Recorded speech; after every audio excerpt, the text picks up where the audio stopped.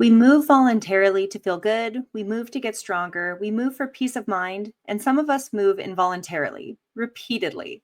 Hello and welcome to TicFit the podcast, a podcast where we discuss all things movement in both the exercise sphere and in life with Tourette Syndrome. This is a platform to discuss Tourette Syndrome and its effects on our bodies. We'll speak with movement professionals where we can advocate and educate about Tourette Syndrome, while the Tourette community can benefit from the expertise of these individuals. We'll also speak with professionals about Tourette Syndrome and other tic disorders. I'm your host, Raquel Cunningham, and I've been on a quest for the past 2 decades to discover the connection between movement, exercise, and our ticking muscles. This is not meant to diagnose or treat Tourette Syndrome. There is no cure for Tourette Syndrome. We are here to advocate and educate about Tourette through conversation, and anything in this podcast is for informational purposes only. Please always consult with your doctor before beginning any exercise program to make sure that it's right for you. Today, I'm so excited. We have Dr. Debi Hinerfeld with us. She has been an occupational therapist for over 30 years, working with children, adolescents, and adults in private practice, in schools, and in hospital settings. She is certified in comprehensive behavioral intervention for tics, commonly known as CBIT, and has undergone post-professional training and certification in sensory integration, evaluation, and intervention. Debi has completed her doctorate in health sciences with a focus in healthcare administration in June 2017 and has taught at 2 graduate-level occupational therapy programs in Atlanta, Georgia.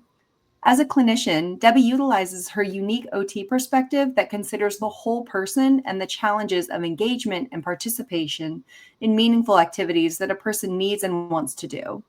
Debi enjoys using a collaborative function-based approach, and with each of her clients, that promotes participation and independence, allowing each person to integrate new strategies to live life to its fullest. Debi, I'm so excited you're here and to talk about all things Tourette and movement from a very well expertised person like yourself. Well, thank you. I'm happy to be here. So tell us more about you and your work. Well, in about, I think, 2017, I was invited to a workshop at my university to learn more about getting certified in CBIT, and took the bait just because I'm always interested in learning something new, and learned more about the treatment approach and how well it worked in the field of occupational therapy. And when I finished my PhD, I pursued CBIT as my practice. It's something I had never done before. I had been working mostly with children and pediatrics, doing sensory integration practices, but knew that with my 30 years of experience, it would be very fun to transition into working with a population that I didn't know that much about, but that I had the neurological background in education to understand, and pursued that, and have been providing CBIT services to individuals with tic disorders in the state of Georgia since that time, which now I feel like I have a very high expertise in that area. I'm one of very few folks in our state that provide this intervention. And it's really fun to work with other individuals and see how they learn more about their condition, understand it, learn how to manage their tics, and also learn how to advocate for themselves in a way that makes them tic less in some cases. Right. The self-advocacy portion is huge as well. Definitely. Because CBIT is the only studied and evidence-based approach that's non-pharmaceutical for Tourette syndrome, right? It's the That's only correct. Yeah. So even medications, there aren't any medications that are FDA approved for tic disorders. There are a couple of medications that are used to help people have fewer tics, but the evidence is anecdotal. So it happens, it's successful on a case-by-case basis. One medication is helpful because it also addresses the co-occurring condition of ADHD, which attention deficit hyperactivity disorder, which is quite common with kids and adults that have tic disorders. But the effectiveness of that medication is pretty variable. And the other medications that are commonly prescribed are antipsychotic medications, because There can be some other psychiatric conditions that also comorbid with tic disorders, that if those conditions aren't well managed, it makes it harder to manage the tics. So like we like to say, the tips are just the tip of the iceberg. And right, that iceberg image is. Yeah. And so a lot of times those underlying conditions, if they're not well managed through behavioral approaches or medication, it can be very hard for the individual to also manage their tics. And the problem with those antipsychotics is that they come with a lot of side effects. And most people, if they don't really need to take those medications, you know, would prefer not to. They would prefer to go through the behavioral approach. And so comprehensive behavioral intervention for tics is considered the gold standard of behavioral treatment for the treatment of tics.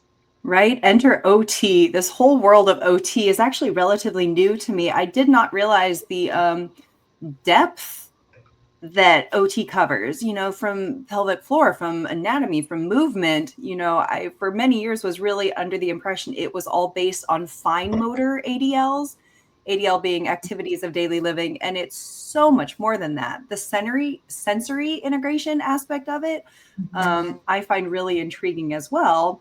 Because training in the gym, there's a lot of senses going on. Between proprioception, interoception that you and I just discussed the other day. But what are some of the different types of tics, because they come out so differently, that you've come across? Is it just a grunt? Is it like, what are some of the tics that you work with? I have seen quite a variety of tics. We know that tics can be motor or vocal, so movement or some type of sound.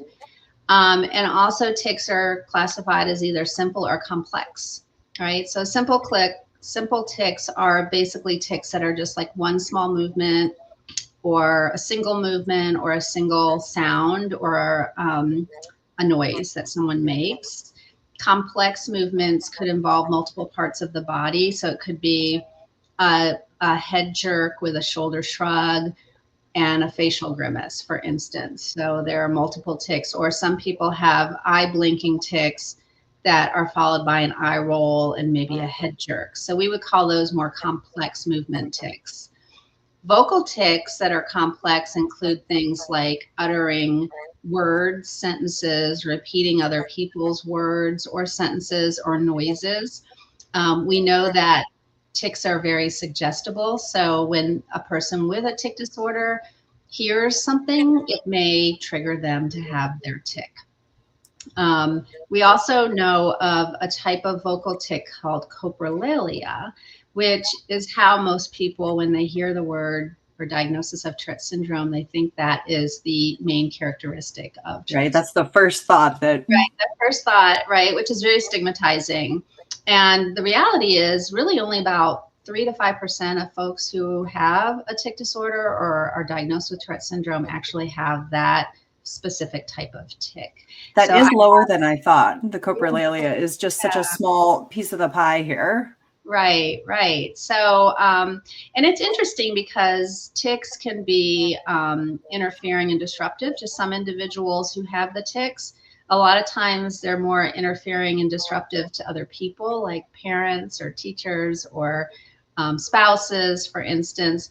But the important thing is if the tic is interfering or disruptive to the individual who has the tics. So, for instance, if a person has a vocal tic, like a sound or anything like that, or a motor tic that they're worried that other people would see, well, first of all, that anxiety or that concern that somebody may see it could trigger the tic. But let's say you're an adult and you are in a corporate setting or you're in an interview and you are worried that your tics are going to be more noticeable than the attributes that you have for the job. Then that's disruptive or interfering.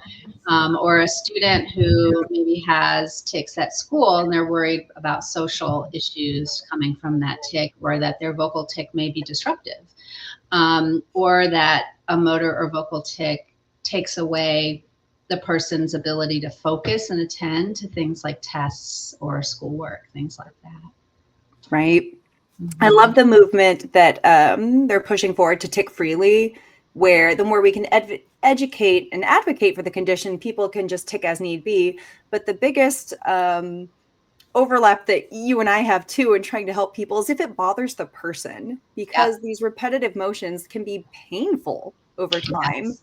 I have a lot of adults who've reached out to me and they're like, I've been doing this shoulder tick for years on end. Is there wear and tear that's going to happen? And I mean, ultimately, yes, there's this physical result on the body if the body is moving, whether it's voluntary or involuntarily. Right. And we're bilateral creatures, right? We're symmetrical.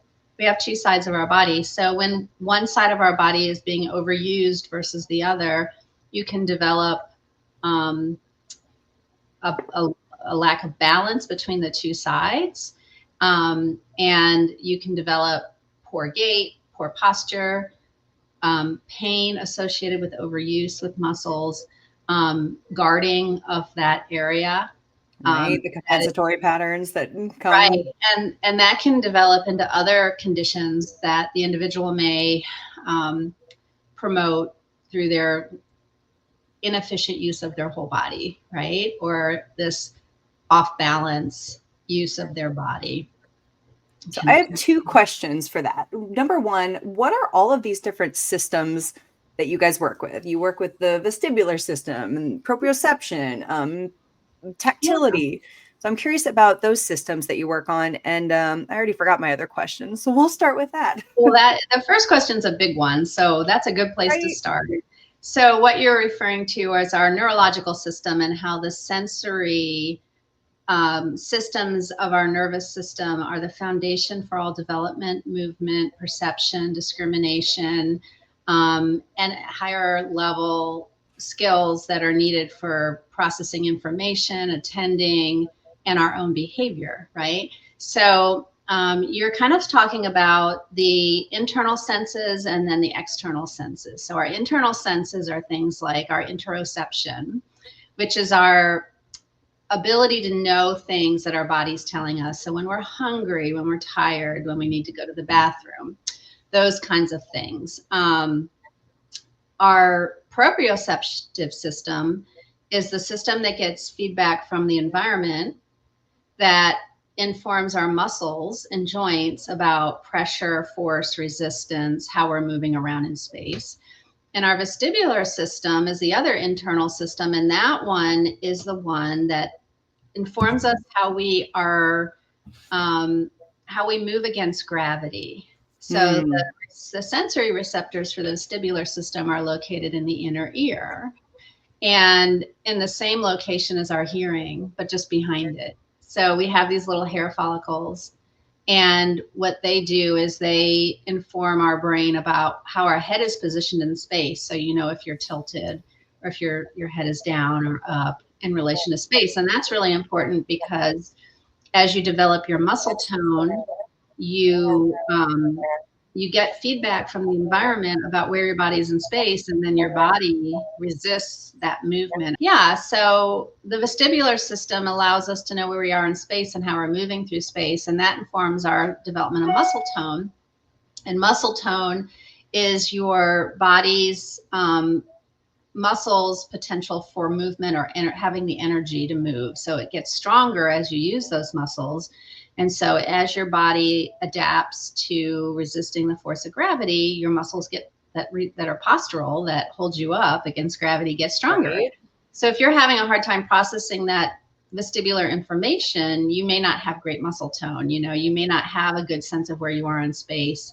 You may appear clumsy or resist movement experiences, resist having your head tilted in a certain position, because that would trigger that fight or flight response, because, you know, you're either upright or you're falling. And when you fall, you have to protect yourself. So the vestibular system is super important in that way. What are strategies that you use? Because we have different balance training and different single leg balance work and, you know, balance work using hands. You know, there's like a gym version of working on your vestibular system. How do you guys tackle that in OT? So normally we identify that as a problem in early childhood, right? Because typically a child may have difficulty moving through space or is really fearful of typical childhood activities like playing on the playground on swings, climbing ladders, going down slides, walking on uneven surfaces, even as simple as stepping on and off a curb. And so we use a sensory integration approach that helps provide the just right sensory challenge to the child that they can tolerate to help them improve those motor pathways so that they can get a better feel. So what we know about the brain is it's plastic, right? We call it neuroplasticity. And neuroplasticity can occur at any stage of a person's life. And so when children are small, we can actually help them lay those motor maps or neuronal pathways down to help them function better in the vestibular sense of the word, so that they are more secure in their movement, so that they do challenge their bodies, so that they do develop that muscle tone. And those sensory foundations that we're talking about, and we didn't even get to the external ones. Right. The touch, the vision, the hearing, the taste and smell. But when a child, so those sensory systems, when they're working well, they're the very bottom foundation of this building that's being built along the way in their childhood development. And so when those systems are working well and the environment is informing the individual's nervous system and they're getting that sensory nourishment and they're doing things that use those sensory skills or the activities that are reliant upon that information, and they're successful, it starts to lay down those motor pathways that allow them to continue to develop. Amazing. Yeah. So once the sensory foundations are integrated, then the child can start to develop those sensory motor skills, and then the perceptual motor skills, and then their cognition, and then at the very top, that higher level executive functioning. But if there's any kind of deficit in any of the areas as you build the building, you're going to have instability. And so therefore it can create a problem with the development of a higher level skill. And so as an occupational therapist, we're really interested in looking at how are those sensory foundations and how are they supporting higher level skills. And then also there's that response to sensory information, that sensory, how you modulate your response to sensory information. So some people can, have developed anxiety even over too much noise in the background. Or one of the things a lot of my clients tell me is that they really can't tolerate being in a crowded environment. So like they don't like going to concerts, they're loud, there's a lot of people, or they may not do well as they're all in a classroom transitioning onto the playground because everybody's pushing and shoving and trying to get out there quickly. They may not like to be touched, right? Because believe it or not, some people who have a higher sensitivity to being touched, it kind of hurts. I mean, we don't think of it as pain, but to them emotionally, it can be painful. So they may avoid that kind of touch or kind of keep to themselves. You may see a child that covers their ears when things are too loud, like a vacuum cleaner or fireworks. Fireworks is a big one. Yeah. So the sensory system is really important. But I think the most important things is the tactile system, that vestibular and the proprioceptive, particularly when we're talking about movement, because those are somatopraxic. That informs your somatopraxis, which is your body praxis. So it's your movement, your ability to discriminate what you're feeling without using your vision necessarily, and then how you're moving your body through space. So it informs your body awareness and that bilateral motor and sequencing, ability to use both sides of your body either together or in different ways. So like tying your shoes or buttoning a button is a bilateral motor activity that is asymmetrical, right? Because one hand may be doing one thing while the other one is doing something else, and you have to hold it together.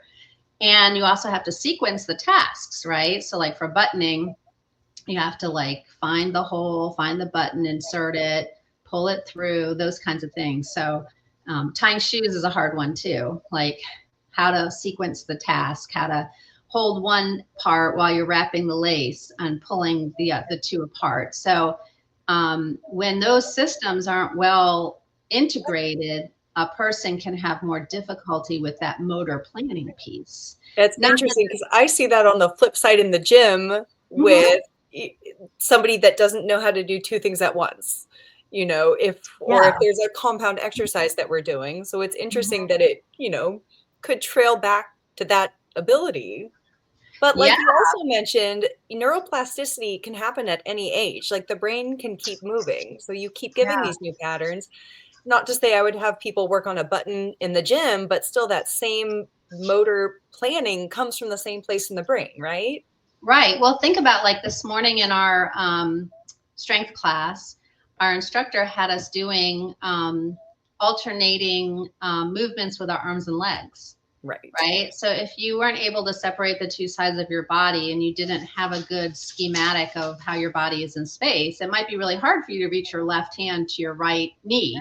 While you're laying down and holding your shoulders up against gravity, right? That is a pretty complex task for some people. Or if you're laying on your stomach in that prone position, a lot of exercise science people might have you do an exercise where it's like a Superman, right? Where you're lifting your arms and your legs and you're kind of in a pivot prone position. If you don't have a good sense of gravity and have that muscle tone, it might be really hard for you to coordinate those two movements with the top and bottom of your body. So it can impact a lot. It can also have a very high functional impact, right? So you may not be as efficient at doing household chores or writing, you know, being able to hold a pencil, or I'm trying to think of adult things that people might have trouble doing, even those higher order things like coming up with an efficient way to keep your calendars organized or your time management.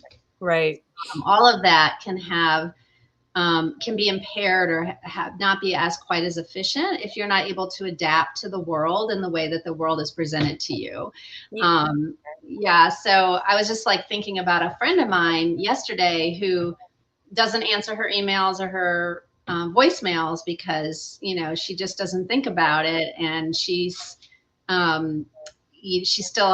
just doesn't have a sense of how to organize all of that. And it's probably because there's something missing below with that higher executive skills.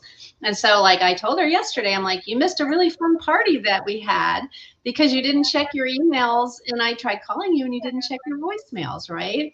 So that can be interfering, right? She has a job. What if, you know, she check that for a reason? Or luckily she has her husband to support her, but there's a lot of people in this world that will probably struggle if they didn't have someone supporting them in those roles. So we're getting kind of away from the exercise science, but what I'm saying is that still it's the order of movement and how it builds upon these executive functions and the need to move and develop these. You actually just made my brain explode, because I do work with a lot of people that are hypermobile. You know, a condition like Ehlers-Danlos, which is a connective tissue disorder. But I've always told people that are hypermobile that like their body goes to a different place every time, right? Because they have so much mobility. So to really work hard on making sure that they have the same muscles stabilizing the same way to perform that exercise. But that goes into the vestibular system, which, as you just said, might have low muscle tone because of not knowing where they are in space.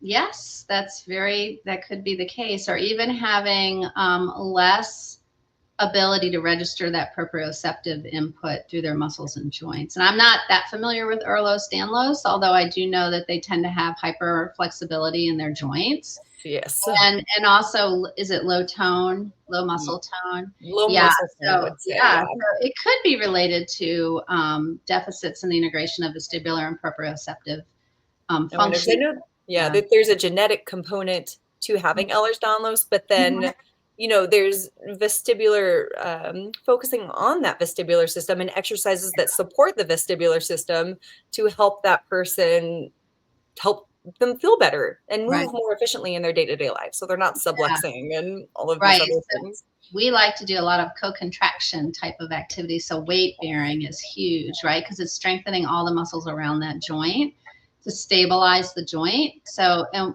the other thing that's really interesting is that if you don't have good stability, you're going to have poor mobility. Right. So we talk about how your trunk and your head and neck should have to be stable first, until that will help support development of strength and coordination out in space with your arms and hands and your legs, right, and feet. And so if you don't have that good core stability, you're going to have poor mobility in the more fine motor areas of your life.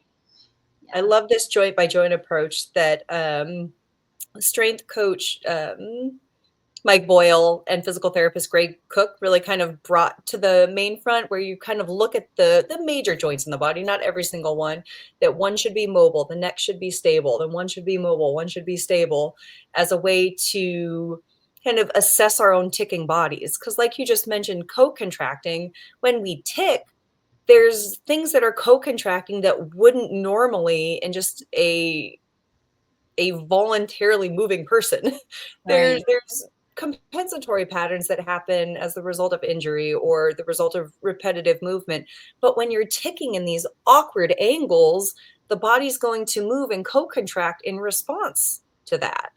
So sets up those imbalances that we were talking about earlier. So movement is really important, but so is the strength and flexibility of those opposing muscles. And in my line of work, I use opportunities to strengthen posture and joints and move and reinforce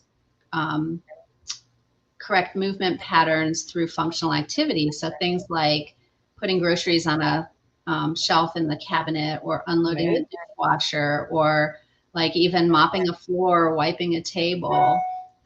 Using those body parts in the most normal and functional way possible to reintroduce those motor pathways. And so when we do CBIT, we're actually using what we call a competing response. And what that is it's a more purposeful and voluntary movement, because we know tics are involuntary and non-purposeful.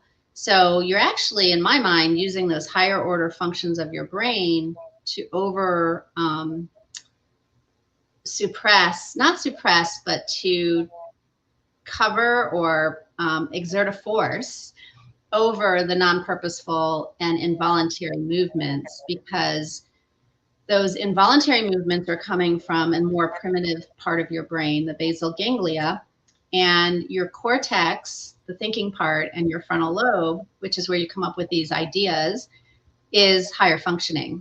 And so we're using the strength of those higher functioning parts of your brain to override the more primitive functions of your brain, which is the part where the impulses come out. The basal ganglia is responsible for inhibition. So when we say someone has a tic, we like to say they have leaky brakes. They can't hold back those inhibitions. But if you're using higher orders of your brain processing in your nervous system, you can kind of manage that. But you have to be very focused and attentive and aware to be able to stop the tic from happening. And those competing responses are typically something that's it's kind of like opposite of the tic, or something that won't encourage the urge as much, that sensory feeling that you get right before it happens. And it's something that you have to hold for at least a minute or even a little bit longer until the urge dissipates, and something you can do anywhere at any time that people aren't going to think are strange or socially unacceptable. Right. So when you think about the evolution or the development of movement and thoughts and perception and discrimination, and then purposeful action, which is that highest level, you're using that higher level to kind of supersede the lower level functions that are occurring neurologically. And as the person practices those competing responses, they become a new habit. And then they're able to manage those tics more easily, which could stop that compensatory actions that are causing pain or imbalances in the motor muscular system, things like that. Amazing.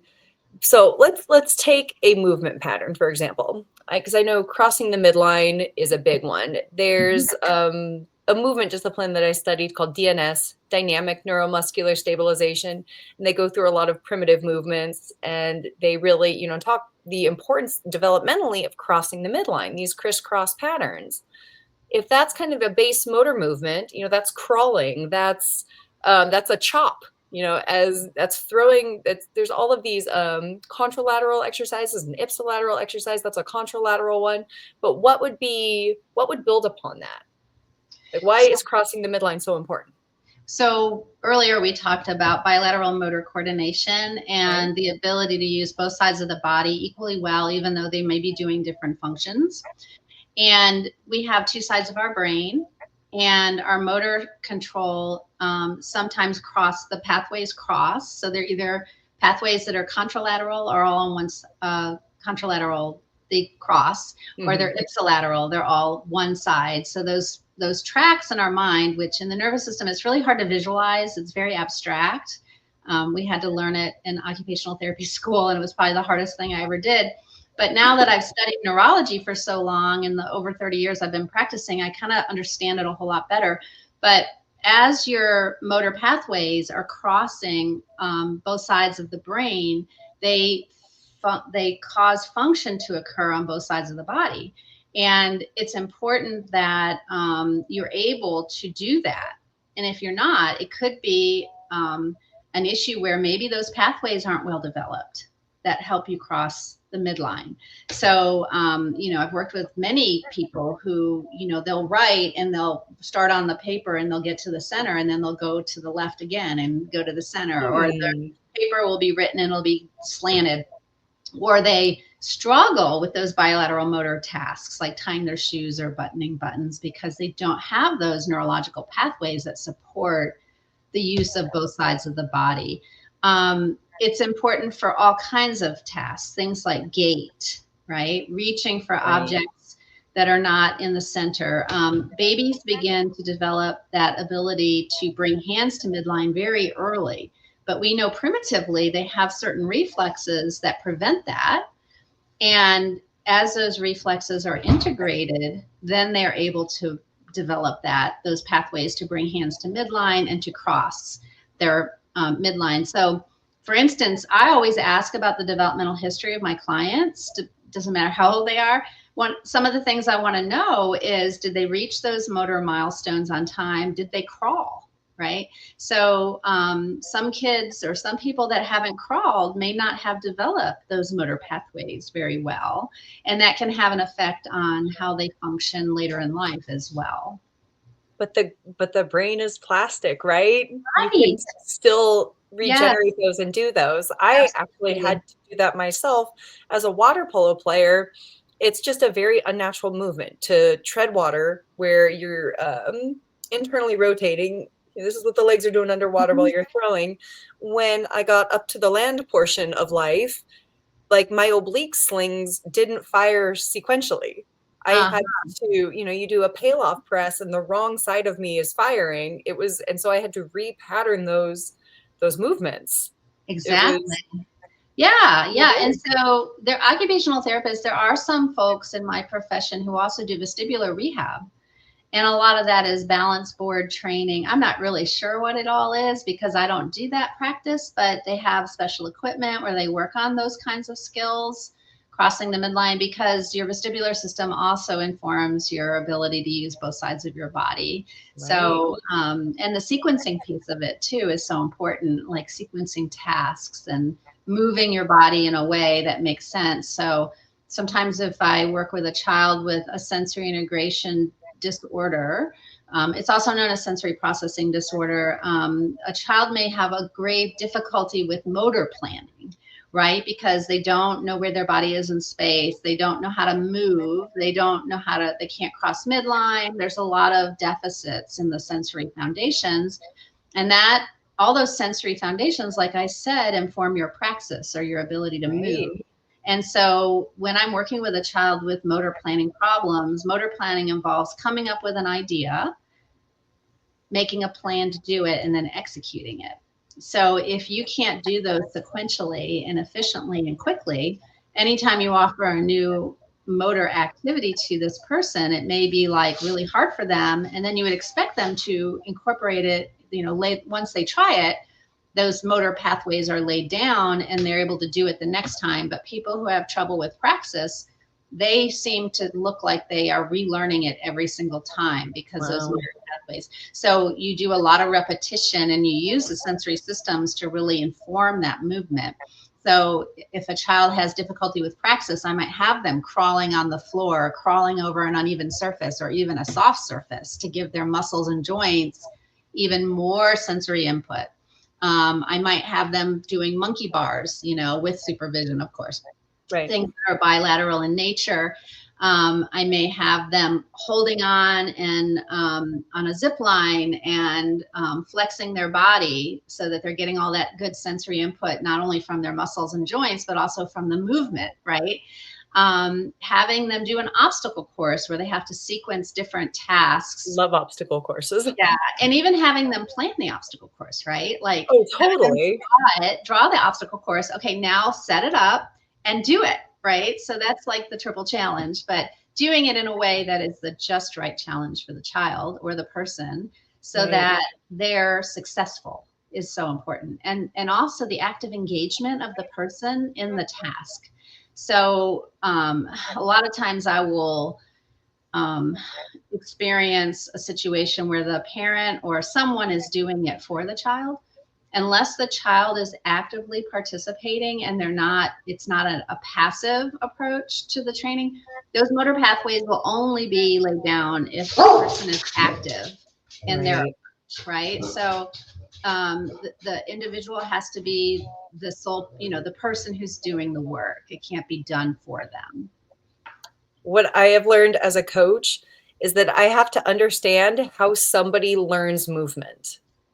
You know, whether it's verbally, whether I tell them do this move, then this move, then this move, and they do it, or whether it's visual. You know, I could say that and be like, okay, here we go. And they're like, I have no idea what you just said. What am I doing? Like, you know, they're a completely visual learner. Okay, like monkey see, monkey do right now. Or are they kinesthetic? I'm incredibly kinesthetic learner. I have to do it over and over until I understand how it's working. You know, that includes software. Like I can take that up to my executive function now. I have to learn a new software program. I just have to get in and start moving stuff. If you were to give me a manual, I wouldn't know what to do with that. Yeah. And it's interesting because some people's systems, they have stronger systems and less and not as strong systems. Right.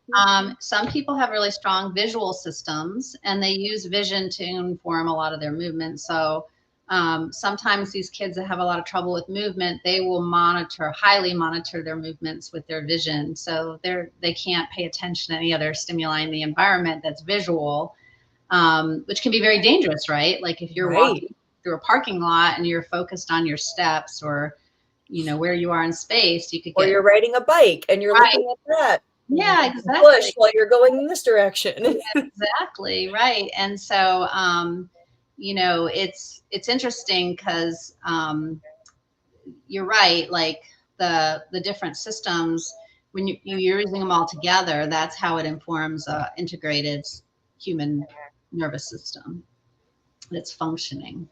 The nervous system. I find the nervous system fascinating the more and more I learn about it, and trying to tap. I was going to say too, like you mentioned, the kinesthetic approach or the visual approach or the auditory approach. Most of us use a combination. For sure. And so like when I'm giving someone a new task to learn, I try to use a multisensory approach. So, you know, having them feel it, see it, hear it, you know, giving them all the cues to help them adapt and incorporate what they're learning so that they can perform it successfully and be able to do it the next time. Right. And as far as active engagement of the participant too, I think it's empowering for somebody to know what their strong learning systems are with movement, right? So all of a sudden we can tell them, you're an incredibly strong visual learner. Like, watch what's going on here and let's see if you can, replicate that movement and understand where the movement is coming from. Right. Or even challenging the motor system by doing it with vision occluded, right? In a safe way and if it's just a challenge. Absolutely. So, not asking them to step off, a high diving board with their eyes closed, but, just learning movement patterns without having to use the vision so that they can incorporate those motor pathways, so they can develop those motor pathways. There's so much to explore here with movement and competing response and the nervous system, and how that all overlaps. It's absolutely, yeah. There's just a lot to explore there, and there's a lot that I'm loving learning about the land of OT. Yeah. I mean, it's an area of practice that most people don't think about so much or understand or even realize they need to understand it. Right. But I got certified in Ayers sensory integration. Jean Ayers was an occupational therapist back in the 60s and 70s. She's the one that came up with this approach. She went back to school and became a neuropsychologist. She had her doctorate in neuropsychology, and she wanted to help kids with learning disabilities. And so she realized that these kids that had higher order processing problems, it was because their central nervous systems weren't well integrated at those foundational levels. And she created what's called Ayers sensory integration, which is a neurological theory that also has a full spectrum of assessment and intervention that follows suit. And it's really, OT is very much the follower of her approach because she was an occupational therapist, but physical therapists and speech therapists also use those premises.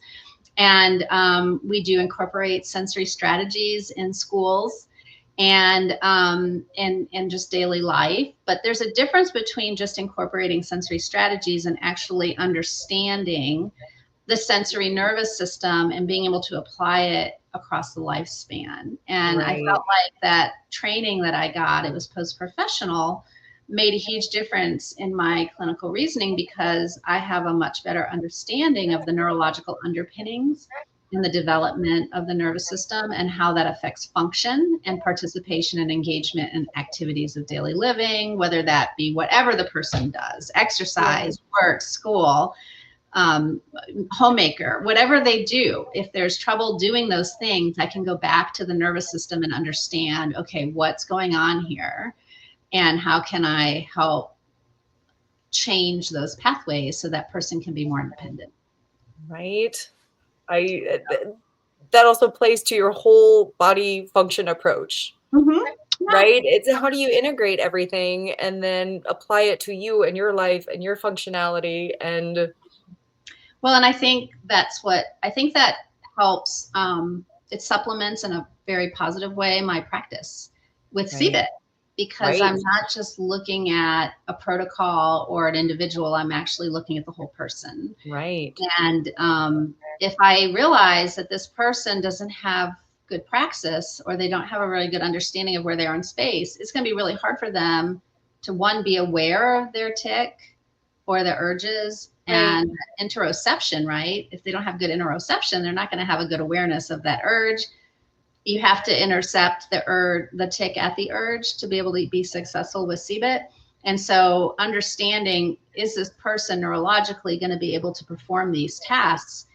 Is this approach going to be appropriate for them, or do we need to back up and maybe try a more functional approach with them, incorporating different movement patterns, dealing with working on their sensory modulation so that they don't over-respond or under-respond to sensory input, or don't over-respond and help them respond if they're under-responders.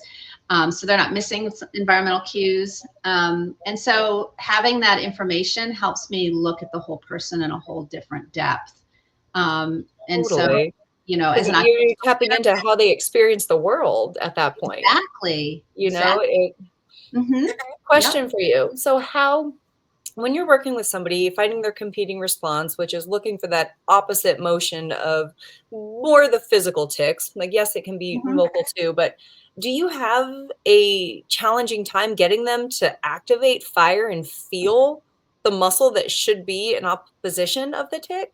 Well, Or do you find that people can engage that muscle pretty readily? That's a good question. So it does require a certain amount of awareness, right? That body awareness. So what we do in CBIT, one of the parts of that awareness training is dissecting. We're doing detective work around what is the tic, what muscles are involved, what body parts are involved.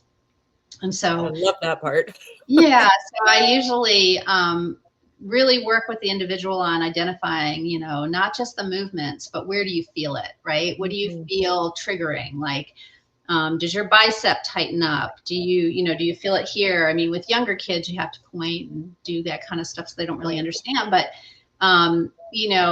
having them, and the other thing we do is that they are the ones that help come up with their competing response, right? We guide them, but we want them to be motivated to use the competing response. And if it's their idea, that's going to make a huge difference, right?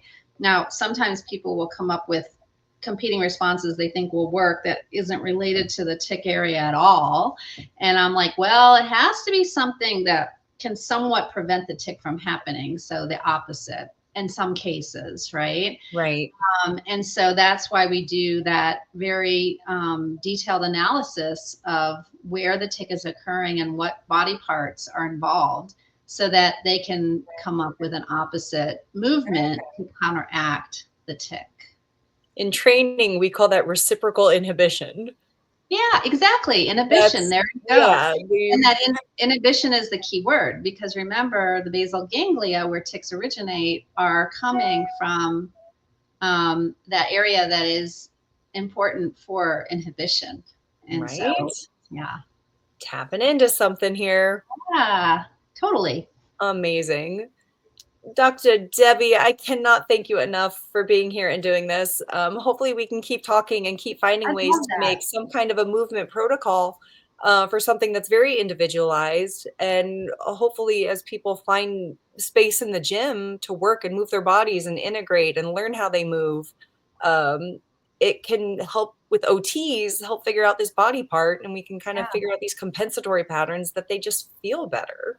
Exactly. And I can't tell you how many times I encourage people to go to a gym or get outside and exercise, use your body in ways that are typical, because a lot of people don't do that anymore. And so they don't have the experience, like learning to ride a bike. If nobody takes you out to practice, or even driving a car, if you don't ever go out to practice, you'll never learn. And so, exercise is really important because it also can relieve some of that extra energy that is stored up in those muscles that are ticking. And so, and it's part of a healthy, balanced lifestyle. And it has good, it's good for the release of those good hormones that help with mood and regulate arousal level and sleep and hunger and all those things that nourish our bodies, and the sensory nourishment as well, right? So I love that phrase. Pounding the pavement, running, or doing the elliptical, you're using your muscles and joints. If you're swimming, you're doing a lot of bilateral stuff. So all of those exercise type activities feed the nervous system and nourish us in a way that allows us to manage those difficult areas of our lives in a different way. Amazing. Well, let's keep talking. Let's keep moving forward with movement and life. And where can people find you? That's a good question. They can email me at Debi, Debi Hinerfeld, Hinerfeld @me.com. I also have a website. It's debihinerfeld.com. And so I love to have these conversations. I love talking about this stuff. I love doing in-services and letting other people know how they can change their lives through something as simple as movement. I love that. Well, thank you so, so much. You're welcome. Thank you for having me. We'll have you back and we'll be able to talk some more. Great. Sounds good. Thank you. We love providing a platform for sharing ideas about living with Tourette syndrome and other tic disorders. While we strive to keep the content evidence-based, please understand that exercise science, information about Tourette syndrome, and its co-occurring conditions are constantly evolving. The content shared in this podcast are for informational purposes only and should not be considered medical advice. By listening to this podcast, you agree to not use the information as a substitute for professional medical advice or treatment for yourself or your child. As always, consult your healthcare provider before making any medical decisions or starting any treatments related to Tourette syndrome or other health conditions, which also includes mental health. This disclaimer also applies to any guests or contributors to the podcast. TickFit and the podcast team do not take any responsibility for any actions taken based on the information provided. Our goal is to educate, support, and raise awareness, not to diagnose or treat any medical condition. Thanks for listening.